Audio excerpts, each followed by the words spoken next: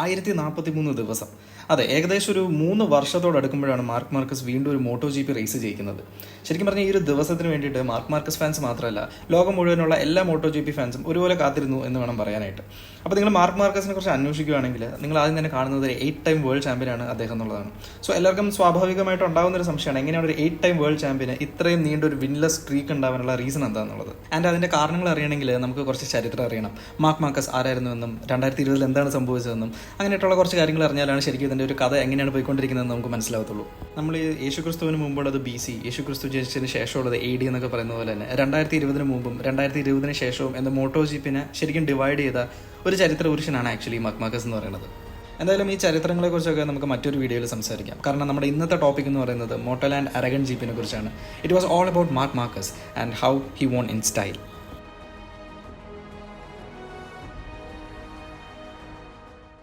So hello folks, welcome to BBK Moto Love MotoGP podcast episode number 7. ഞാൻ നിങ്ങളുടെ host Bilson Benny and ഇന്ന് നമ്മൾ discuss ചെയ്യാൻ പോകുന്നത് is the return of the king. Alright, so നമ്മുടെ ഈ അരഗൺ GP ശരിക്കും നടന്നത് ഓഗസ്റ്റ് ലാസ്റ്റ് വീക്ക് ആയപ്പോഴാണ്. ആൻഡ് സെപ്റ്റംബർ 1 ശരിക്കും അതിൻ്റെ അരഗൺ GPയുടെ മെയിൻ റേസ് ഒക്കെ നടന്നത്. സോ ഇന്നത്തെ നമ്മുടെ ഡേറ്റ് നോക്കുകയാണെങ്കിൽ ഓൾമോസ്റ്റ് ഒരു 1 മന്ത് അല്ലെങ്കിൽ 1 മന്തിന് മുകളിൽ കഴിഞ്ഞിട്ടുണ്ട്. സോ ഇന്നിപ്പോൾ ഈ വീഡിയോ ചെയ്യുന്നതിൽ എന്തെങ്കിലും റെലവൻസ് ഉണ്ടോ എന്ന് ചോദിച്ചിട്ടുണ്ടെങ്കിൽ ഒരു പോഡ്കാസ്റ്റ് എന്നുള്ള രീതിയിൽ വലിയ റെലവൻസ് ഒന്നുമില്ല. പക്ഷേ ഞാൻ പല വീഡിയോസിലും അടുപ്പിച്ചടുപ്പിച്ച് പറയാറുണ്ട്, അല്ലെങ്കിൽ എല്ലാ വീഡിയോസിലും തന്നെ ഞാൻ മെയിനായിട്ട് പറയുന്നൊരു കാര്യമാണ്, I am a huge Marc Marquez fan. ഞാൻ ഈ സ്പോർട്ടിൻ്റെ വലിയ ഫാനാണ്, അതിനൊപ്പം തന്നെ ഞാൻ മാർക്ക് മാർക്കസിൻ്റെ ഒരു വലിയ ഫാനാണ്. ഞാൻ ഈ സ്പോർട്ടിനെ കുറിച്ച് അറിയാനും ഈ സ്പോർട്ട് ഭയങ്കരമായിട്ട് ഇഷ്ടപ്പെടാനുള്ള മെയിൻ റീസൺ എന്ന് പറയുന്നത് മാർക്ക് മാർക്കസ് ആണ്. അപ്പോൾ ഇത്രയും ഒരു 3 വർഷത്തിനടുത്ത് വിൻലെസ് ആയിട്ട് ഇരുന്നിട്ട് അതിനുശേഷം ഒരു റേസ് ജയിക്കുക, അതും ഇത്രയും ഒരു സ്റ്റൈൽ സ്റ്റേറ്റ്മെൻറ്റോട് കൂടി ഇന്ന് ജയിക്കുക എന്നൊക്കെ പറയുമ്പോൾ as a Marc Marquez fan and ഈ ഒരു സ്പോർട്ടിനെ സ്നേഹിക്കുന്ന ആളെന്നുള്ള രീതിയിൽ എനിക്ക് ഉറപ്പായിട്ടും ആ ഒരു ജീപ്പിനെ കുറിച്ച് പറഞ്ഞു പോകാണ്ട് പറ്റത്തില്ല. സോ അത് ഞാൻ പ്ലാൻ ചെയ്തത് മാർക്ക് മാർക്കസിന്റെ ഇത്ര നാളത്തെ ആ ഒരു ജേർണി വെച്ചുകൊണ്ടുള്ള ഒരു വീഡിയോ ചെയ്യാമെന്നാണ്. പക്ഷേ അരഗൺ GPയിൽ മാർക്ക് മാർക്കസിന്റെ വിജയം മാത്രമല്ല, അതിനിടയ്ക്ക് പഴയൊരു റൈവൽറി മുങ്ങി വന്നു, പിന്നെ കുറച്ച് അങ്ങോട്ടും ഇങ്ങോട്ടായിട്ടൊരു വലിയ മെച്ചമില്ലാത്ത രീതിയിലുള്ള കമന്റ്സ് കാര്യങ്ങളൊക്കെ വന്നു. സോ അതെല്ലാം കൂടി ഉൾക്കൊള്ളിച്ചുകൊണ്ട് അരഗൺ GPനെ കുറിച്ച് തന്നെ ഒരു വീഡിയോ ചെയ്യുകയാണ് മെച്ചം എന്ന് എനിക്ക് തോന്നി. ആൻഡ് മാർക്ക് മാർക്കസിനെ കുറിച്ചും അല്ലെങ്കിൽ നമ്മുടെ വാലന്റീനോ റോസി, ദുഹാൻ, KC സ്റ്റോണർ ഇവരെ കുറിച്ചൊക്കെ വരും ദിവസങ്ങളിൽ നമുക്ക് പറ്റുന്ന പോലെയൊക്കെ വീഡിയോ ചെയ്യാം. അപ്പോൾ എന്തായാലും അരഗൺ GPനെ കുറിച്ച് ഈ ഒരു പോഡ്കാസ്റ്റ് ചെയ്യണമെന്ന് തന്നെ എനിക്ക് ആഗ്രഹം ഉണ്ടായിരുന്നു. ഇനിയിപ്പോൾ മിസാനോ 1, മിസാനോ 2, അതുപോലെ നമ്മുടെ ഇന്തോനേഷ്യയിൽ നടന്ന ഗ്രാൻഡ് പ്രിക്സ് ഇതിനെ കുറിച്ചൊക്കെ ചിലപ്പോൾ ഞാൻ ചെയ്തെന്ന് വരത്തില്ല പോഡ്കാസ്റ്റ്. ബിക്കോസ് ഇപ്പോൾ എൻ്റെ അടുത്ത ദിവസം പോയിട്ട് എൻ്റെ ഇവിടെയുള്ള വിസ്ഡം ടൂത്ത് എടുത്ത് കളയുമ്പോഴാണ്. അപ്പോൾ അത് കാരണം എത്ര ദിവസം എനിക്ക് സംസാരിക്കാൻ പറ്റും എന്നൊക്കെയുള്ളതൊരു ചോദ്യചിഹ്നമാണ്. കുറച്ച് ദിവസത്തേക്ക് മിണ്ടാണ്ടിരിക്കേണ്ടി വരും ഈ കാര്യങ്ങളൊക്കെ ഒന്ന് സെറ്റായി വരാനായിട്ട്. പിന്നെ മുഖമൊക്കെ നല്ല വൃത്തികേടായിട്ടായിരിക്കും ഇരിക്കും എന്നൊക്കെയാണ് എനിക്ക് തോന്നുന്നത്.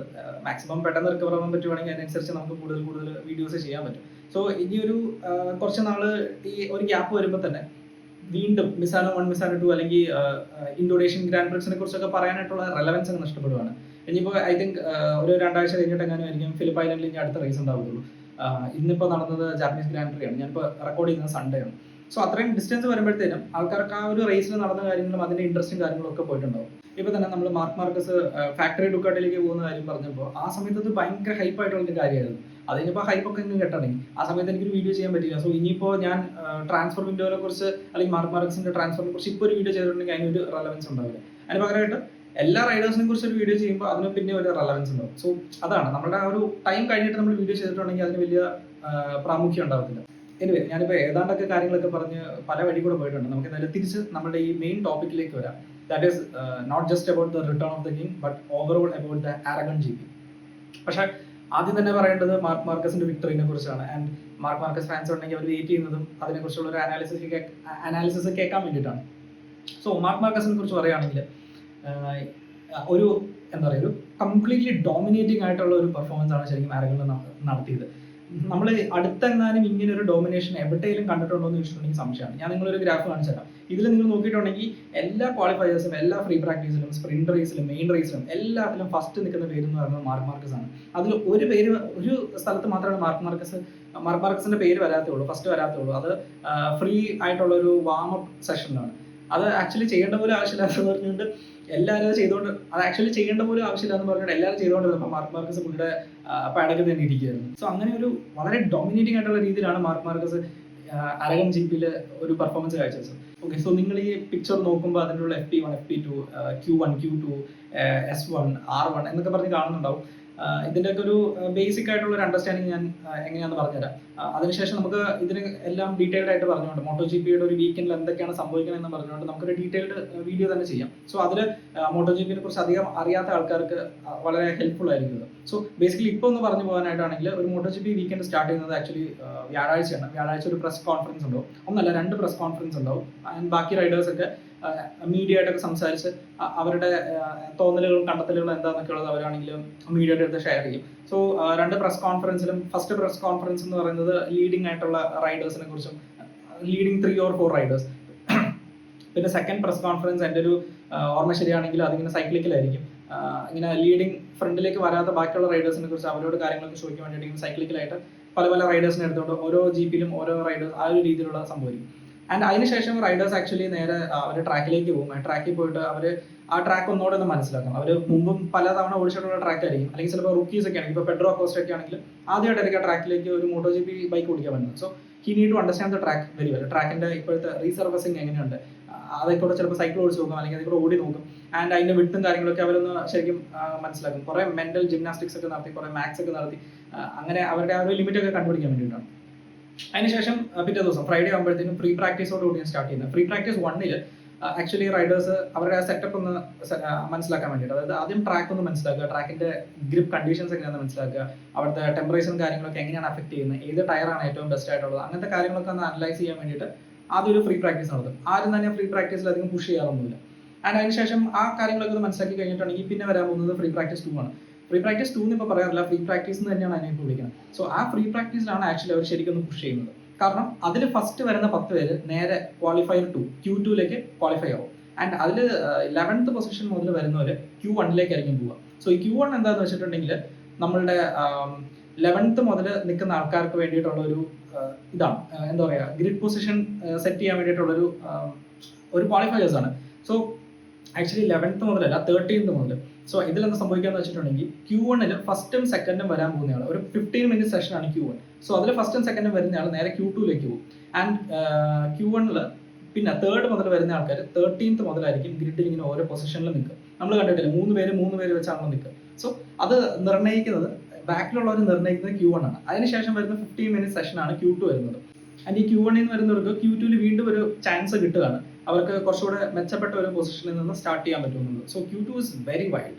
ആൻഡ് Q2 എന്താണെന്ന് വെച്ചിട്ടുണ്ടെങ്കിൽ നമ്മുടെ ഏറ്റവും ഫാസ്റ്റസ്റ്റ് ലാപ്പ് എടുക്കുന്നത് മോസ്റ്റ്ലി Q2 സോ ഈ ഫ്രീ പ്രാക്ടീസിന്റെ സമയത്ത് അവർ നന്നായിട്ട് പുഷ് ചെയ്യുന്ന സമയത്ത് അവർക്ക് മേ ബി ട്രാക്ക് റെക്കോർഡ്സ് ഒക്കെ ബ്രേക്ക് ചെയ്യാൻ പറ്റും, പ്രീവിയസ് ട്രാക്ക് റെക്കോർഡ്സ് ഒക്കെ. സോ ആ ട്രാക്ക് റെക്കോർഡിനെ തകർത്തുകൊണ്ടായിരിക്കും Q2 പലരുടെയും പെർഫോമൻസ് എന്ന് പറയുന്നത്.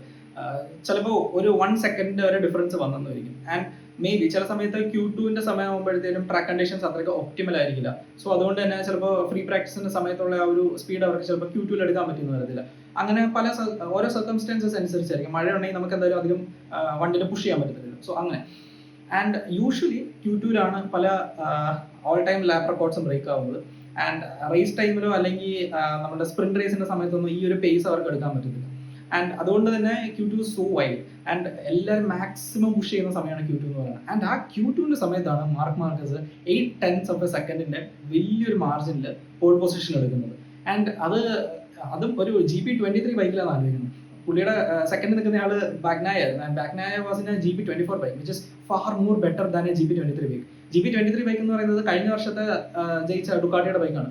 ആൻഡ് ആ ബൈക്ക് ജയിച്ച ബൈക്ക് തന്നെയല്ല. GP23 സ്റ്റാർട്ടിങ്ങിൽ എങ്ങനെയായിരുന്നു, അല്ലെങ്കിൽ ഒരു മിഡ് സെഷൻ വരെ എങ്ങനെയായിരുന്നോ ആ സെയിം ബൈക്കാണ് ഇപ്പോഴും കിട്ടിയേക്കുന്നത്. ആ മിഡ് സെഷന് ശേഷം വന്നേക്കുന്ന അപ്ഗ്രേഡ്സോ അല്ലെങ്കിൽ പെർഫോമൻസ് ബൂസ്റ്റുകളോ ഒന്നും ഈ GP23 കിട്ടിയിട്ടില്ല. സോ ആ സ്റ്റാർട്ടിങ് ടൈമിൽ ഉണ്ടായിരുന്ന ജയിക്കാത്തതല്ല, ജയിച്ച ബൈക്ക് തന്നെയാണ്. പക്ഷെ ജയിച്ച ബൈക്കിന്റെ അത്രയും ടെക്നിക്കലി അഡ്വാൻസ്ഡ് ബൈക്ക് അല്ല മാർക്ക് മാർക്കസിന് കയറിയിരിക്കുന്ന ബൈക്ക്. ആൻഡ് ആ ബൈക്ക് വെച്ചിട്ടാണ് അദ്ദേഹം എന്താ പറയുക ഒരു 800 സെക്കൻഡ് ഡിഫറൻസ് പെക്കോയായിട്ട് കൊണ്ടുവന്നത്. And that was a very wild. എന്ന് വെച്ചാൽ 1 സെക്കൻഡിന്റെ അടുത്തുള്ള ഡിഫറൻസ് ആണ് ഫസ്റ്റും സെക്കൻഡും തമ്മിൽ വന്നത്, അതൊരു Q2 സെഷനിൽ. ആൻഡ് പെക്കോ അതിന് ശേഷം വന്ന ഒരു മീഡിയ കോൺഫറൻസിൽ പെക്കോ പറയുകയും ചെയ്തു ഹി കുഡന്റ് അണ്ടർസ്റ്റാൻഡ് എന്താ ശരിക്കും സംഭവിച്ചത് മനസ്സിലായതാണ്. ആൻഡ് അതാണ് ഞാൻ പറഞ്ഞത്, മാർക്ക് മാർക്കസ് ജയിക്കുക മാത്രമല്ല എല്ലാ ക്വാളിഫയേഴ്സിലും ഫസ്റ്റ് അടിച്ച് ടോപ്പ് അടിച്ച് അതിനുശേഷം കിഡിലായിട്ടുള്ള പെർഫോമൻസ് ആണ് ശരിക്കും റേസിൽ കാഴ്ചവെച്ചത്. ആൻഡ് നമ്മൾ നോക്കുമ്പോൾ FP1 mark Marquez was first, അത് കഴിഞ്ഞ് ഫ്രീ പ്രാക്ടീസിൽ Marc Marquez was first. Q1 Marc മാർക്കസിന് ഇറങ്ങേണ്ട വന്നില്ല, ബിക്കോസ് നേരെ Q2 ക്വാളിഫൈ ചെയ്യുക. ആൻഡ് Q2 800 സെക്കൻഡിന്റെ ഡിഫറൻസുമായിട്ട് ഫസ്റ്റ് അടിച്ചു. അതിനുശേഷം പിന്നെ അടുത്ത ദിവസം, അതായത് Q2 ശേഷം ഒരു വാമപ്പ് ഒരു ഫ്രീ പ്രാക്ടീസ് ഉണ്ട്. ആൻഡ് ആ ഫ്രീ അല്ല ക്യൂറ്റിന് ശേഷം അല്ല, ക്യൂറ്റിന് ശേഷം നേരെ സ്പ്രിന്റ് റേസ് ആണ് വരുന്നത്. ആൻഡ് സ്പ്രിന്റ് റേസിൽ Marquez had a victory, first position തന്നെ എടുത്തു. അത് നല്ലൊരു ഡിഫറൻസിലാണ് മാർക്കസ് ഫസ്റ്റ് അടിച്ചത്. അതിനുശേഷം പിന്നെ സൺഡേസിൽ സ്റ്റാർട്ടിങ്ങിൽ വീണ്ടും ഒരു വാമപ്പ് ലാപ്പ് ഉണ്ട്. ആ വാമപ്പ് ലാപ്പിൽ സൺഡേ ടെമ്പറേച്ചറും സൺഡേയുടെ ട്രാക്ക് കണ്ടീഷൻസ് ഒക്കെ അനുസരിച്ച് അവർക്ക് വീണ്ടും ഒന്ന് വണ്ടി സെറ്റ് ചെയ്യാൻ വേണ്ടിയിട്ടാണ് ആക്ച്വലി ആ ഒരു വാമപ്പ് ലാപ്പ് നടത്തുന്നത്. ആൻഡ് ആ വാമപ്പ് ലാപ്പിൽ മാർക്കസ് ഇറങ്ങി പോലും, because he was so confident with setup. പുള്ളി അത് ഇറങ്ങി പോലുമില്ല, അതൊന്നും രജിസ്റ്റർ പോലും ചെയ്തില്ല. And directly he went to the race and റേസിലും പുള്ളി വിന്നർ ആവുകയാണ് ചെയ്തത്. So it was a completely dominating weekend for Marquez. ഇങ്ങനെ FP1 മുതൽ റേസ് വരെ എല്ലാ സെഷൻസിലും ഫസ്റ്റ് തന്നെ അടിച്ചുകൊണ്ടിരിക്കുന്ന വേറൊരാൾ നമുക്ക് ഈ അടുത്ത തന്നെ ഉണ്ടോ എന്ന് വെച്ചിട്ടുണ്ടെങ്കിൽ എനിക്കറിയത്തില്ല. സാധാരണ പെക്കോ വാഗ്നയൊക്കെ ഫ്രൈഡേസിൽ അത്ര ടോപ്പ് പൊസിഷൻസിൽ ഉണ്ടാകത്തില്ല, പക്ഷെ മേ ബി Q2 ഡയറക്ട്ലി മിക്കപ്പോഴും Q2 ക്വാളിഫൈ ചെയ്യും. അതിനുശേഷം Q2 സമയത്തായിരിക്കും പുള്ളി ശരിക്കും ത്രോട്ടൽ ഓപ്പൺ ചെയ്ത് ഫസ്റ്റ് പോൾ പൊസിഷനൊക്കെ എടുക്കുക, അല്ലെങ്കിൽ ലാപ്പ് റെക്കോർഡ്സ് ഒക്കെ ബ്രേക്ക് ചെയ്യുന്നത്. ആൻഡ് അതിനുശേഷം വീണ്ടും റേസിൽ നല്ലപോലെ പെർഫോം ഒക്കെ ചെയ്യും. സോ പെക്കോ വാഗ്നായി പോലെ ഇത്രയും ഡോമിനേറ്റിംഗ് ആയിട്ടുള്ള ഒരു വീക്കെൻഡ് കാഴ്ചവെച്ചിട്ടുണ്ടോ എന്നുള്ളത് ആക്ച്വലി നമ്മൾ കണക്കെടുത്ത് നോക്കേണ്ടവർ അടുത്തെങ്ങാനും ഇങ്ങനെ കണ്ടിട്ടില്ല. അതുപോലെ തന്നെ ഈ ഒരു 800 ഓഫ് എ സെക്കൻഡ് Q2 ഇത്രയും ഒരു ഡിഫറൻസ് വരിക എന്ന് വെച്ചിട്ടുണ്ടെങ്കിൽ 2015 വന്നേക്കണെന്ന് തോന്നുന്നു. അതും ഒരു വെറ്റ് റേസിന്റെ സമയത്ത്, അല്ല വെറ്റ് സെഷന്റെ സമയത്തായിരുന്നു. അന്ന് ആരഗണിൽ മഴയൊന്നും പെയ്തിട്ടില്ലായിരുന്നു, അതുകൊണ്ട് തന്നെ അങ്ങനെ വെറ്റായിട്ടുള്ള ഒരു ട്രാക്ക് അല്ലായിരുന്നു ശരിക്കും Q2 സമയത്ത്. പക്ഷെ അതേസമയം ഈ ഡ്രൈ റേസിൽ ഇത്ര ഒരു ഡിഫറൻസ് വന്നേക്കുന്നത് 2011 എന്നാണ്. സോ അത്രയും നീണ്ട കാലഘട്ടത്തിൽ ഇത്രയും ഡോമിനേറ്റിംഗ് ആയിട്ടുള്ള ഒരു പെർഫോമൻസ് വീണ്ടും കാഴ്ചവെക്കുന്നത് മാർക്കസ് ആണ്. ആൻഡ് നമ്മൾ ഇതിനെക്കുറിച്ചൊക്കെ സംസാരിക്കുമ്പോൾ നമ്മൾ വീണ്ടും നോക്കേണ്ട മറ്റൊരു വശം എന്ന് വെച്ചിട്ടുണ്ടെങ്കിൽ എന്തുകൊണ്ടാണ് മാർക്കസിന് ഇത്രയും ഡോമിനേറ്റ് ചെയ്യാൻ പറ്റിയത് എന്നുള്ളത് എല്ലാവർക്കും വരുന്നൊരു സംശയം. സോ അതിന്റെ റീസൺസ് പറയുകയാണെങ്കിൽ actually Motoland Aragon is actually Marquez home ground. അതായത് മാർക്കസ് ഒരു കാറ്റലോണിയൻകാരനാണ്, സ്പെയിനിന്റെ കാറ്റലോണിയ എന്ന് പറയുന്ന സ്ഥലത്തു നിന്നാണ് തന്നെ. ആൻഡ് പുള്ളിയുടെ അടുത്തുള്ള ഒരു ട്രാക്കാണ് ആക്ച്വലി ആരഗൺ എന്ന് പറയുന്നത്. ശരിക്കുള്ള ഹോം ട്രാക്ക് എന്ന് വെച്ചിട്ടുണ്ടെങ്കിൽ അത് ആക്ച്വലി ബാഴ്സലോണയാണ്. പക്ഷേ മാർക്കസിന് ബാഴ്സലോണ ട്രാക്ക് തീരെ താല്പര്യമില്ല. പക്ഷേ ആരഗൺ ട്രാക്ക് എന്ന് വെച്ചിട്ടുണ്ടെങ്കിൽ it is his home track എന്നാണ് പുള്ളി എപ്പോഴും പറയാം. ഒന്ന് അങ്ങനെ ഒരു ഹോം, നമ്മുടെ വീട്ടിൽ ഹോം ഗ്രൗണ്ടിൽ നടക്കുന്ന ഒരു റേസ് എന്നുള്ള ഒരു ഫീലിംഗ് നമുക്കുണ്ടാവും. പിന്നെ രണ്ടാമതായിട്ടെന്ന് വെച്ചിട്ടുണ്ടെങ്കിൽ ഈ ട്രാക്ക് ഒന്നോട് റീസർഫസ് ചെയ്തായിരുന്നു. റീസർഫസ് ചെയ്യാന്ന് വെച്ചിട്ടുണ്ടെങ്കിൽ ഈ ട്രാക്കിൽ വീണ്ടും ഒന്ന് ടാറൊക്കെ ചെയ്ത് ട്രാക്ക് ഒന്നോട് മോടി പിടിപ്പിച്ചു. അപ്പോൾ അതുകൊണ്ട് തന്നെ എന്താണെന്ന് വെച്ചാൽ ഗ്രിപ്പ് ലെവൽസ് ഭയങ്കര ലോ ആയിരിക്കും. പിന്നെ അതുപോലെ തന്നെ ഈ ആരഗണിന്റെ സൈഡിലൊക്കെ എന്ന് വെച്ചിട്ടുണ്ടെങ്കിൽ it's actually a desert kind of area. So അതുകൊണ്ട് തന്നെ ഒരുപാട് ഡസ്റ്റും പൊടിയും കാര്യങ്ങളും എല്ലാം ട്രാക്കിൽ വീണിട്ട് ട്രാക്ക് ഭയങ്കര ഡേർട്ടി ആയിരിക്കും. അതുകൊണ്ട് തന്നെ ഡേർട്ടി ആയിട്ടുള്ള ട്രാക്കിൽ നമുക്ക് ഗ്രിപ്പ് കിട്ടുക എന്ന് പറയുന്നത് പാടാണ്. നമുക്കതിലും അറിയാലോ, നമ്മൾ ഈ ചരലിൽ കൂടെ മണലിൽ കൂടെ ഒക്കെ വണ്ടി ഓടിച്ചിട്ടുണ്ടെങ്കിൽ നമുക്ക് ഗ്രിപ്പ് എന്ന് പറയുന്ന സാധനം ഉണ്ടാവത്തില്ല. അപ്പോൾ ഏകദേശം അതുപോലത്തെ ഒരു ഫീലിംഗ് ആയിരിക്കും ശരിക്കും ഈ ആരഗൺ ട്രാക്കിലും ശരിക്കും സംഭവിക്കുക. കാരണം ഒരുപാട് മണലാരണ്യങ്ങളൊക്കെ ദൂരെയായിട്ടുണ്ട്, ചെറിയൊരു സെമി മരുഭൂമിയാണ്. സോ അവിടെ നിന്നൊക്കെ നന്നായിട്ട് പൊടി കയറി വരും. അപ്പോൾ അങ്ങനെ ഒരു ട്രാക്ക് ആയതുകൊണ്ട് തന്നെ ഡുക്കാട്ടി GP24 മര്യാദയ്ക്ക് പെർഫോം ചെയ്യാൻ പറ്റില്ല. അവർക്ക് നല്ലൊരു ഒപ്റ്റിമൽ ട്രാക്ക് കണ്ടീഷൻ ആണെങ്കിൽ വേറൊരു വണ്ടിക്കും അവരുടെ ഒപ്പം എത്താൻ പറ്റത്തില്ല. അതേസമയം ഇങ്ങനെ ട്രിക്കി ആയിട്ടുള്ള കണ്ടീഷൻസ് ആണെങ്കിൽ അവിടെയാണ് ശരിക്കും ഒരു റൈഡറിന്റെ കഴിവിനനുസരിച്ച് അവർ പെർഫോം ചെയ്യുന്നത്. സോ അതുകൊണ്ട് തന്നെ നമ്മൾ നോക്കുകയാണെങ്കിൽ പെഡ്രോ കോസ്റ്റയ്ക്ക് അത്യാവശ്യം നല്ലൊരു വീക്കെൻഡ് ആയിരുന്നു. അതുപോലെ ബ്രാഡ് ബിൻഡറിനും കുറച്ചൊക്കെ കയറി വരാൻ പറ്റി, ജാക്ക് മില്ലറിനും കുറച്ചൊക്കെ കയറി വരാൻ പറ്റി. അവരൊക്കെ കുറച്ചുകൂടെ പൊസിഷൻസ് ഒക്കെ ഗെയിൻ ചെയ്തതിന്റെ മെയിൻ റീസൺ എന്ന് പറയുന്നത് ആക്ച്വലി ഒരു ട്രാക്ക് കണ്ടീഷൻസ് ഇത്തിരി ട്രിക്കി ആയതുകൊണ്ടാണ്. അവർക്ക് ഇങ്ങനത്തെ കണ്ടീഷൻസിൽ നന്നായിട്ട് പെർഫോം ചെയ്യാൻ പറ്റുന്നുണ്ട്. അവർക്ക് കുറച്ചുകൂടെ ഫീൽ ആൻഡ് ഫീഡ്ബാക്ക് ഒക്കെ ട്രാക്കിൽ നിന്ന് കിട്ടുന്നുണ്ട് ബാക്കിയുള്ളവരെ സംബന്ധിച്ച്. സോ അതുകൊണ്ട് തന്നെ Marquez was completely dominating. Because ഇങ്ങനെയുള്ള സാഹചര്യങ്ങളിലാണ് ശരിക്കും മാർക്കസിന്റെ ഒരു മെയിൻ ആയിട്ടുള്ള ഒരു എന്താ പറയുക പ്ലേയിങ് ഫീൽഡ് എന്ന് പറയുന്നത് ഇങ്ങനത്തെ ഓരോ സാഹചര്യങ്ങളാണ്. സോ ഈ ഡസ്റ്റിന്റെ കാര്യം മാത്രമല്ല, ഇതിനിടയ്ക്ക് അവിടെ മഴയും പെയ്തിട്ടുണ്ടായിരുന്നു. സോ നമ്മുടെ ഫ്രൈഡേയിലെ സെഷൻസ് കഴിഞ്ഞപ്പോൾ മഴയുണ്ടായി, രാത്രിയിൽ മഴയുണ്ടായിരുന്നു. സോ ആക്ച്വലി എന്താ സംഭവിക്കാന്ന് വെച്ചിട്ടുണ്ടെങ്കിൽ ഓരോ സെഷനിലും റൈഡേഴ്സ് ഇങ്ങനെ ട്രാക്കിന് ചുറ്റും വളയം വെക്കുന്നതനുസരിച്ച് ഓരോ ബ്രേക്കിംഗ് പോയിന്റ് ഒക്കെ എത്തുമ്പോഴത്തേനും ടയർ അവിടെ തേയുന്നുണ്ട്. സോ ആ ടയർ അവിടെ തേഞ്ഞ് അവിടെ അവർക്ക് വീണ്ടും ഒരു നല്ലൊരു ഗ്രിപ്പ് കിട്ടാൻ പാകത്തിലുള്ള ഒരു കണ്ടീഷൻ ആക്കുകയാണ് ഈ ടയർ ഓടുന്ന സ്ഥലങ്ങൾ. ഒന്ന് അവിടുത്തെ പൊടിയൊക്കെ മാറിപ്പോകും, അതിനൊപ്പം തന്നെ ഈ ടയർ തേയുന്നതനുസരിച്ച് ആ ടയറിന്റെ ഒരു ഗ്രിപ്പും കിട്ടും. സോ ഈ മഴ അങ്ങ് പെയ്ത് കഴിയുമ്പോൾ എന്താണെന്ന് വെച്ചിട്ടുണ്ടെങ്കിൽ ഉള്ള പൊടി മുഴുവൻ വീണ്ടും തിരിച്ച് കയറുകയും ചെയ്യും. അതിൻ്റെ ഒപ്പം തന്നെ ടയർ മാർക്കിങ്സ് എല്ലാം അവിടെ മാഞ്ഞു പോകും. സോ വീണ്ടും ട്രാക്ക് കണ്ടീഷൻസ് സീറോയിലാവും. സോ അതുകൊണ്ട് തന്നെ GP24 മര്യാദക്കുള്ള ഒരു ഡേറ്റ കളക്ട് ചെയ്യാൻ പറ്റിയില്ല. എങ്ങനെ ഏതാണ് ഒപ്റ്റിമൽ കണ്ടീഷൻസ്, എന്താണ് അവർക്ക് പെർഫോം ചെയ്യാൻ പറ്റിയ മാക്സിമം പൊട്ടൻഷ്യൽ എങ്ങനെ എടുക്കാൻ പറ്റും എന്നുള്ളത് അവർക്ക് ഒരു രീതിയിലും അണ്ടർസ്റ്റാൻഡ് ചെയ്യാൻ പറ്റില്ല. അതേസമയം Marquez being so much talented in such situations പുള്ളിക്ക് ഇങ്ങനെ പ്രത്യേകിച്ച് അനാലിസിസിന്റെ ആവശ്യമില്ലായിരുന്നു. പുള്ളിക്ക് ഫീൽ ചെയ്യാൻ പറ്റുമായിരുന്നു ഏതാണ് എൻ്റെ ലിമിറ്റ്, എന്താണ് എനിക്ക് എങ്ങനെ ഇത് കൂടെ ഓടിക്കാം, എൻ്റെ ബ്രേക്കിംഗ് പോയിന്റ്സ് ഏതായിരിക്കണം, എൻ്റെ ലൈൻ ഏതായിരിക്കണം എന്നൊക്കെയുള്ളതിനെ കുറിച്ച് വളരെ ഡീറ്റെയിൽഡ് ആയിട്ടുള്ള ഒരു അനാലിസിസ് മാർക്കസിന്റെ ബ്രെയിനിൽ തന്നെ ഉണ്ടായിരുന്നു. So he did super good in this condition. And അതുപോലെ തന്നെ മാർക്കസിൻ്റെ അടുത്ത് ചോദിച്ചു എന്തുകൊണ്ടാണ് വാമപ്പ് ലാപ്പിൽ ഇറങ്ങാത്തതെന്ന്. ആൻഡ് ഈ വാമപ്പ് ലാപ്പിൻ്റെ സമയത്തും തലേ ദിവസം വീണ്ടും മഴ പെയ്തിട്ടുണ്ടായിരുന്നു, ട്രാക്ക് കണ്ടീഷൻസ് ഒക്കെ കുറച്ച് വെറ്റായിട്ടിരിക്കുന്ന സമയമായിരുന്നു. സോ എല്ലാവരും ആ ഒരു സമയത്താണ് അവരുടെ എന്താ പറയുക ട്രാക്ക് കണ്ടീഷൻസ് വീണ്ടും ഒന്ന് അനലൈസ് ചെയ്ത് പുതിയ ഡേറ്റ കളക്ട് ചെയ്യാൻ വേണ്ടിയിട്ട് ഇറങ്ങിയത്. സോ മാർക്കസിൻ്റെ ഒരു വിചാരം എന്താണെന്ന് വെച്ചിട്ടുണ്ടെങ്കിൽ ഇനിയിപ്പോൾ റേസിൻ്റെ സമയത്ത് മിക്കവാറും മഴ പെയ്യാനുള്ള ചാൻസ് ഇല്ല. സോ പുള്ളിക്ക് ഓൾറെഡി ഒരു നല്ല സെറ്റപ്പ് ഉണ്ട്. സോ ഇനി ഈ വെറ്റായിട്ടിരുന്ന കണ്ടീഷൻസിൽ വീണ്ടും ഓടിച്ച് വീണ്ടും ആ ട്രാക്കിനെ അനലൈസ് ചെയ്ത് പുതിയ ഡേറ്റയൊക്കെ എടുത്തിട്ട് കൺഫ്യൂസ്ഡ് ആയിട്ടിരുന്ന പണി വാങ്ങിക്കേണ്ടതെന്ന് കരുതിയിട്ട് ഞാൻ ഇറങ്ങിയില്ല എന്നാണ് മാർക്കസ് പറഞ്ഞത്. Which was actually a brilliant thing to do as per his idea. അപ്പോൾ എന്തായാലും അങ്ങനെയൊക്കെ ആയിട്ട് ശരിക്കും പറഞ്ഞാൽ ഈ മാർക്കസിന്റെ ക്വാളിഫൈങ്ങിനെ കുറിച്ചാണ് നമുക്ക് ഇതിനോട് പറയാനുള്ളൂ. കാരണം റേസിന്റെ സമയത്ത് it was completely from lap one Marquez ആണ് ഫസ്റ്റ് കോർണർ എടുത്തത്. അതിനുശേഷം പിന്നെ പുള്ളിനെ പിടിക്കാൻ പറ്റാത്ത ദൂരത്തിൽ പുള്ളി അങ്ങ് പോയേക്കായിരുന്നു. ശരിക്കും ഈ ക്വാളിഫൈങ്ങിന്റെ കാര്യമാണ് നമുക്ക് മാർക്കസിനെ കുറിച്ച് പറയാനുള്ളൂ. കാരണം റേസിന്റെ സമയത്ത് he was completely dominating. Pole position, അതായത് ഫസ്റ്റിൽ നിന്ന് തന്നെ സ്റ്റാർട്ട് ചെയ്തു. ആർക്കും ഫസ്റ്റ് കോർണറിൽ പോലും പുള്ളിനെ ക്യാച്ച് ചെയ്യാൻ പറ്റിയില്ല. അതിനുശേഷം he was creating A huge gap. അപ്പോൾ ആ ഒരു ഗ്യാപ്പ് ഉണ്ടാക്കിക്കൊണ്ടിരുന്ന കാരണം അവിടെ ഒരു മാർക്കസിന് എതിരെ ഒരു ഫൈറ്റ് നടക്കുന്നുണ്ടായിരുന്നു. സോ മാർക്കസ് ഫ്രണ്ടിൽ കയറി ഇനിയിപ്പോൾ റേസ് കഴിഞ്ഞിട്ട് നമുക്ക് സെക്കൻഡ് ആരാധന നോക്കാം എന്നുള്ളൊരു ചിന്താഗതിയായിരുന്നു എല്ലാവർക്കും ഉണ്ടായിരുന്നത്. Because he was so perfect in Aragon. ഇത് ശരിക്കും പറഞ്ഞിട്ടുണ്ടെങ്കിൽ നമുക്ക് ആ ഒരു നൊസ്റ്റാൾജി വരും. 2019 സീസണിലൊക്കെ മാർക്കസിന്റെ ആ ഒരു പെർഫോമൻസ് ആണ് നമുക്ക് ഓർമ്മ വരുന്നത്. ബിക്കോസ് മാർക്കസ് ഫ്രണ്ടിൽ കയറിയിട്ടുണ്ടെങ്കിൽ പിന്നെ ഓക്കെ റേസിങ് നമുക്ക് സെക്കൻഡ് ആരാ തേർഡ് ആരാ നമുക്ക് നോക്കാം എന്നുള്ളൊരു മെന്റാലിറ്റി ആയിരുന്നു 2019. അത്രയ്ക്ക് ഡോമിനേറ്റിംഗ് ആയിരുന്നു മാർക്കസ്. ആൻഡ് ഏകദേശം അതേ ഒരു ഡോമിനേറ്റിംഗ് രീതിയിലായിരുന്നു മാർക്കസിന്റെ അരഗൺ GP പോയത്. സോ അതാണ് ശരിക്കും നമ്മുടെ ഈ വീഡിയോയുടെ ഒരു highlight. Return of the king എന്ന് പറയുമ്പോൾ പണ്ടെന്ന് വെച്ചിട്ടുണ്ടെങ്കിൽ ഒരു 2013 മുതൽ 19 വരെ MotoGP അടക്കി ഭരിച്ച ഒരാളാണ് മാർക്കസ്. ആൻഡ് രാജാവ് 2020 വീണു. ആൻഡ് അതിനുശേഷം ഒരുപാട് തവണ തിരിച്ചു കയറാൻ നോക്കി, നടന്നില്ല. അതിനിടയ്ക്ക് 4-5 ഓപ്പറേഷൻസ് ചെയ്യേണ്ടി വന്നു, സർജറീസ് ചെയ്യേണ്ടി വന്നു. അങ്ങനെയൊക്കെ ആയി പിന്നീട് വളരെ ബുദ്ധിമുട്ടിയാണ് പുള്ളി ഹോണ്ടയിൽ നിന്ന് മാറി നേരെ ഡുക്കാട്ടിയുടെ ഒരു സാറ്റലൈറ്റ് ടീമിലേക്ക് വരുന്നത്. ആൻഡ് അതിനുശേഷം മാർക്കസ് കംപ്ലീറ്റ്ലി അതിനെ ഡോമിനേറ്റ് ചെയ്യും എന്നൊക്കെ പറഞ്ഞിരുന്ന സമയത്ത് നമുക്കതൊന്നും കാണാൻ പറ്റിയില്ല. Because GP24 were from the start so much faster than GP23. അവർ ആ ബൈക്കിൽ സാധാരണ ഓരോ ജനറേഷൻ കഴിയുമ്പോഴും അത്ര ഒരു ഡിഫറൻസ് വരത്തില്ല. പക്ഷേ വളരെ സിഗ്നിഫിക്കൻ്റ് ആയിട്ടുള്ള ഡിഫറൻസ് ഡുക്കാട്ടിക്ക് കൊണ്ടുവരാൻ പറ്റി. അതുകൊണ്ട് തന്നെ നമുക്ക് മാർക്കസ് അത്രയ്ക്ക് എന്താ പറയുക അവരുടെ ഒപ്പം പിടിക്കാൻ നോക്കുന്നതും പിന്നെ ബൈക്കിനെ ശരിക്കും മനസ്സിലാക്കാൻ നോക്കുന്നതും അതിനിടയ്ക്ക് ഓരോരോ മണ്ടത്തരങ്ങൾ കാണിക്കുക, അല്ലെങ്കിൽ ഓരോ അൺഫോർച്ചുനേറ്റ് ഇവൻറ്റ്സ് ഉണ്ടാവുക, എങ്ങനെയൊക്കെ ആയിട്ട് മാർക്കസിന് ശരിക്കും വിക്ടറിക്ക് അടുത്തെത്താൻ പറ്റിയില്ല. സെക്കൻഡ് പൊസിഷനൊക്കെയാണ് മാക്സിമം എത്തിക്കൊണ്ടിരുന്നത്. സോ അതിൽ നിന്നൊക്കെ ആയിട്ട് ഇത്രയും നാൾ നമ്മൾ വെയിറ്റ് ചെയ്തിട്ട് മാർക്കസ് ആ ഒരു വിക്ടറി ടേസ്റ്റ് ചെയ്യുന്നത് നമ്മൾ കാണുമ്പോൾ നമുക്ക് എല്ലാ മാർക്കസ് ഫാൻസിനും അതുപോലെ തന്നെ മാർക്കസിന്റെ ഇത്രയും ജേർണി കണ്ട് പുള്ളിയോട് ഒരു ആരാധന തോന്നിയ എല്ലാ MotoGP ഫാൻസിനും വളരെ സന്തോഷം കിട്ടിയൊരു അവസരമാണ് ശരിക്കും അത്. സോ അതാണ് ശരിക്കും മാർക്കസിനെ കുറിച്ച് ഈ അരഗൺ GP കുറിച്ചും ഒക്കെ പറയാനുള്ളത്.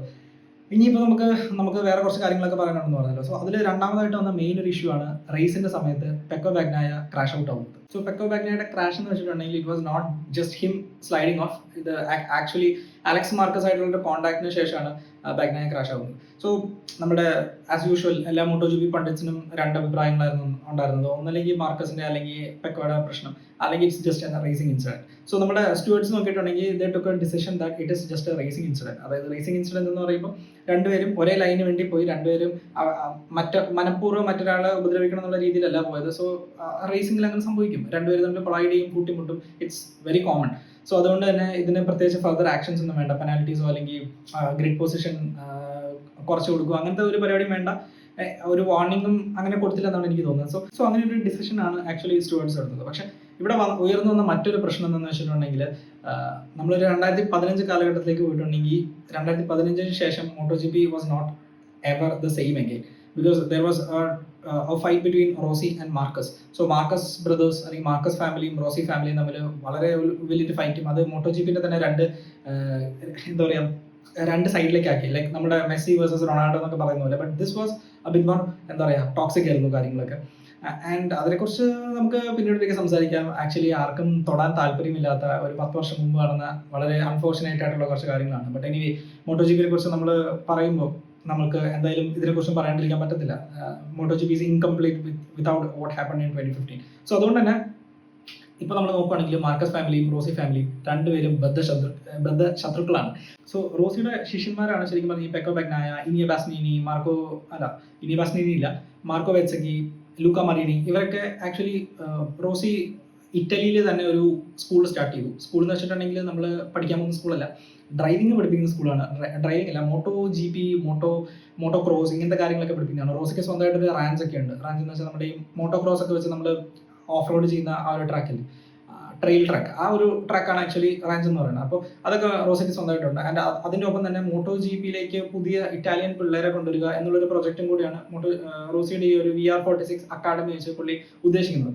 സോ അതിൽ ഏറ്റവും ആദ്യത്തെ ഒരു സ്റ്റുഡൻ്റ് ആണ് ശരിക്കും പറയുകയാണെങ്കിൽ പെക്കോ ബാഗ്നായ. പിന്നെ അതിൻ്റെ ഒപ്പം തന്നെ ഫ്രാങ്കോ മൊബിഡലി റോസിയുടെ റാഞ്ചിൽ പോയി അങ്ങനെ കുറച്ചുകൂടെ ഒക്കെ റേസിംഗ് ടാറ്റിക്സ് ഒക്കെ പഠിച്ചിരിക്കുന്ന ആളാണ്. പിന്നെ മാർക്കോ ബെറ്റ്സക്കി ആക്ച്വലി റോസിയുടെ ഒരു ബന്ധത്തിൽ വരുന്ന ആളെന്നാണ് എനിക്ക് തോന്നുന്നത്. ലൂക്ക മറീനി ശരിക്കും റോസിയുടെ ഒരു ബ്രദറാണ്.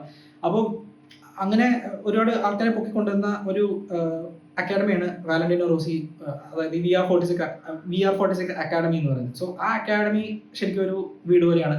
Marcus brothers, Alex Marquez and Marc Marquez, അവർ വേറൊരു വീട് പോലെയാണ്. സോ ഇവിടെ ഒരു ക്ലാഷ് നടന്നത് Alex Marquez and Rossi family എന്നുള്ള പെക്കോ ബാഗ്നായ തമ്മിലാണ്. സോ VR46 അതിൻ്റെ fans they become little more toxic. അവർ ഇത് അറിഞ്ഞുകൊണ്ടുള്ള കാണിക്കലാണ്. അവർ പറഞ്ഞത് അറിഞ്ഞുകൊണ്ട് ചെയ്തേക്കുന്ന പരിപാടിയാണ്, ദിസ് കനോട്ട് ബി അക്സെപ്റ്റഡ് എന്നൊക്കെ പറഞ്ഞ് ആ ഒരു പഴയ ഫ്യൂഡ് വീണ്ടും അങ്ങ് പൊങ്ങി വന്നു. അപ്പോൾ that was really unfortunate to see. Because ആരെയും മനഃപൂർവ്വം വീഴിക്കാനോ മനഃപൂർവ്വം ഉപദ്രവിക്കാനോ വേണ്ടിയിട്ടല്ല മോട്ടോ ജി പി റേസ് ചെയ്യുന്നത്. കാരണം അങ്ങനെ റേസ് ചെയ്തിട്ടുണ്ടെങ്കിൽ അവരുടെ കരിയർ തന്നെ കംപ്ലീറ്റ്ലി ഡിസ്ട്രോയ് ആവുകയാണ്. പിന്നെ അവർക്ക് ചിലപ്പോൾ ബാൻ കിട്ടിയേക്കാം, ചിലപ്പോൾ വീണ്ടും റേസ് ചെയ്യാൻ പറ്റിയെന്ന് വരത്തില്ല.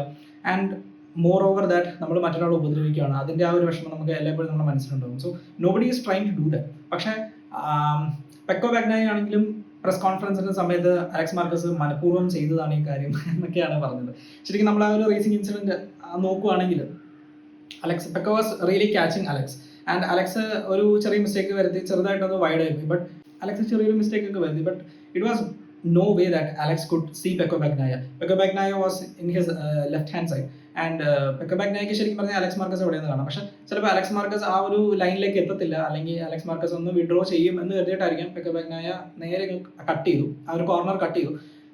ചെറിയൊരു ഗ്യാപ്പ് അലക്സ് മാർക്കസിന് കൊടുക്കുമായിരുന്നെങ്കിൽ it would have been okay. അത് തന്നെയാണ് അലക്സ് മാർക്കസും പറഞ്ഞത്. ഒരു 1 മീറ്ററിന്റെ ഗ്യാപ്പ് ഉണ്ടായിരുന്നെങ്കിൽ കുഴപ്പമില്ലായിരുന്നു. അതിന് പകരം പെക്കോ ബാഗ്നായ ആ ഒരു അഗ്രസീവ് ആയിട്ടുള്ള ലൈനിൽ കട്ട് ചെയ്തതാണ് ശരിക്കും രണ്ടുപേരും തമ്മിൽ ഒരു കോൺടാക്ട് ഉണ്ടാവാനുള്ള കാരണം. അങ്ങനെ കോൺടാക്ട് ഉണ്ടായിട്ട് അതിന്റെ ഒരു ഫീഡ്ബാക്ക് കിട്ടി കഴിയുമ്പോഴാണ് അലക്സ് മാർക്കസ് ശരിക്കും നോക്കുന്നത് താഴെ ഒരു ഉണ്ടോ എന്ന് നോക്കുന്നത്. അതിനുശേഷമാണ് നമ്മൾ ആ ഒരു വളരെ ഡേഞ്ചറസ് ആയിട്ടുള്ള ഒരു ക്രാഷ്, അല്ലെങ്കിൽ നമുക്കത് നോക്കി നിൽക്കാൻ പറ്റത്തില്ല.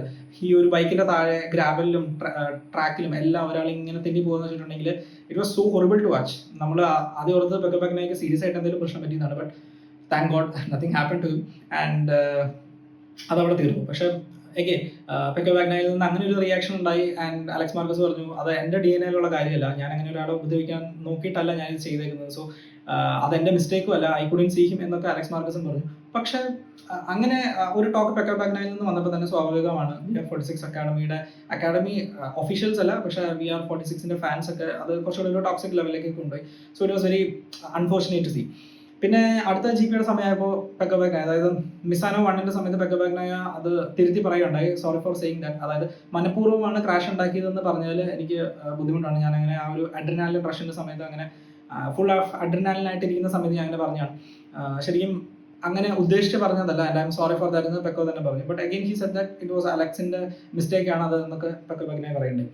So that was a very huge talking point at that time, because it was not just about two riders colliding, it was very dangerous. And at the same time രണ്ട് families തമ്മിലുള്ള ഒരു crash ആയിരുന്നു, Marquez family അല്ലെങ്കിൽ Marquez family versus Rossi family. So അത് ആ ഒരു crash ശരിക്കും ആ അരഗൺ GPയുടെ ആ ഒരു ശോഭ കുറച്ചൊക്കെ കെടുത്തി എന്ന് വേണമെങ്കിൽ നമുക്ക് പറയാം, because that was a very huge controversy. So അങ്ങനെ അതാണ് മറ്റൊരു കാര്യം ഞാൻ ഈ ഒരു അരഗൺ GPനെ സംബന്ധിച്ച് പറയാനുണ്ടായിരുന്നു എന്ന് പറഞ്ഞത്. ആൻഡ് ഇതുപോലെ തന്നെ മറ്റൊരു ക്രാഷിലേക്ക് എത്തിയേക്കാവുന്ന ഒരു സാഹചര്യമായിരുന്നു ശരിക്കും നമ്മുടെ റേസിന്റെ സമയത്ത് ഹൊഹെ മാർട്ടിനും പെഡ്രോ അക്കോസ്റ്റയും രണ്ടുപേരും ഒന്ന് പയ്യൊന്ന് കൊളൈഡ് ചെയ്തത്. ശരിക്കും രണ്ടുപേരും വൈഡ് ആയി പോയി. And it gave Marquez huge margin. ഒരു 1 സെക്കൻഡ് അല്ലെങ്കിൽ ഒരു 1.5 സെക്കൻഡ്സിന്റെ ഒരു ലീഡ് കിട്ടി രണ്ടുപേരും ഒന്ന് ഔട്ടായിട്ട് തിരിച്ചു കയറി വന്നപ്പോൾ. ബട്ട് ഫോർച്ചുനേറ്റ്ലി രണ്ടുപേരും ക്രാഷ് ഔട്ട് ആയില്ല. മാർട്ടിൻ നന്നായിട്ടൊന്ന് ഡൈവ് ചെയ്തു, അപ്പോൾ അത് പെഡ്രോയിനെയും പുറത്തേക്ക് തള്ളി. ആൻഡ് രണ്ടുപേരും പുറത്തേക്ക് പോയി. അതിന്റെ പുറകെ തന്നെ 4th ആയിട്ട് അലക്സ് മാർക്കസ് വരുന്നുണ്ടായിരുന്നു. ബട്ട് അവർ തിരിച്ച് റീജോയിൻ ചെയ്തപ്പോഴത്തേന് അലക്സ് മാർക്കസിന് മനസ്സിലായി okay this is not the time to attack, so I will hold back. അതിനുശേഷം അലക്സ് മാർക്കസ് ഐ തിങ്ക് പെഡ്രോനെ ഓവർടേക്ക് ചെയ്തു എന്നാണ് എൻ്റെ വിശ്വാസം. അതോ പെഡ്രോ ക്രാഷ് ഔട്ട് ആയെന്ന് എനിക്കറിയത്തില്ല. ബട്ട് എനിക്ക് അലക്സ് മാർക്കസ് അന്നേരം അത് ചെയ്തില്ല, ബിക്കോസ് ഹി നോസ് ഇങ്ങനെ തിരിച്ച് നമ്മൾ അവരുടെ ഒപ്പം തന്നെ പിടിക്കാൻ നോക്കിയിട്ടുണ്ടെങ്കിൽ അല്ലെങ്കിൽ അവർക്കൊരു സ്പേസ് കൊടുത്തിട്ടില്ലെങ്കിൽ ദേ വുഡ് ക്രാഷ്. സോ അങ്ങനെ ഒരു ഇഷ്യൂ ഉണ്ടാവാതിരിക്കാൻ വേണ്ടിയിട്ട് അലക്സ് മാർക്കസ് അന്നേരം ഒന്ന് ബാക്ക് ഓഫ് ചെയ്തായിരുന്നു. ബട്ട് ദെൻ അതിനുശേഷമാണ് ഒരു ഐ തിങ്ക് ലാസ്റ്റ് ഒക്കെ ആവാറായി ഒരു 4 or 5 ലാപ്സ് റിമൈനിങ് ആ ഒരു സമയത്താണ് ഈ ഒരു pekoe ബാഗ്നായോ versus Alex Marcus crash ചെയ്യുന്നത്. പിന്നെ വേറൊന്നും പറയാനില്ല എന്ന് തോന്നുന്നു. ഈ ഒരു ക്രാഷ്, പിന്നെ മാർക്കസിന്റെ ജയം, പിന്നെ പെക്കോയുടെ ആ ഒരു കോൺട്രവേഴ്ഷ്യൽ സ്റ്റേറ്റ്മെന്റ്, ഇതൊക്കെയായിട്ട് അറഗൻ GP കുറച്ചൊക്കെ ഒരു സ്പൈസി ആയിട്ട് വന്നു. But anyway the greatest highlight was that Mark Marquez is back. He again won in a race after a very long time. So അതാണ് മെയിൻ ആയിട്ടുള്ള ഹൈലൈറ്റ്. പക്ഷേ ഈ ഒരു കുറച്ച് കാര്യങ്ങളോട് പറയാനുള്ളതുകൊണ്ട് ഇതൊരു അറഗൻ GP പോഡ്കാസ്റ്റ് പോലെ തന്നെ പറയാമെന്ന് വെച്ചിട്ട് ഈ വീഡിയോ ചെയ്തിട്ട്. സോ നമുക്ക് വീണ്ടും മറ്റൊരു വീഡിയോ കാണാം. And till then take care, by.